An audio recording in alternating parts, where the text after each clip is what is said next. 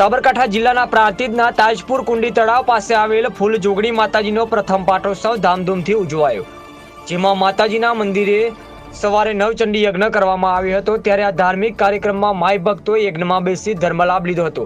ત્યારે યજ્ઞના આચાર્ય તરીકે શાસ્ત્રી મનોજ કુમાર તેમજ ઉપસ્થિત ભૂદેવો દ્વારા યજ્ઞની વિધિવત પૂજા અર્ચના કરાવવામાં આવી હતી, જેમાં ડીજેના તાલે ગામમાં વાજતે ગાતે માતાજીની શોભાયાત્રા કાઢવામાં આવી હતી। ત્યારે ગાયક કલાકાર જન્મેશ પટેલ, હિરલ ગોહિલ દ્વારા રમઝટ જમાવતા માઈ ભક્તો ઝૂમી ઉઠ્યા હતા, જેમાં ધાર્મિક કાર્યક્રમને લઈને ગામમાં ભક્તિમય વાતાવરણ જોવા મળ્યું હતું।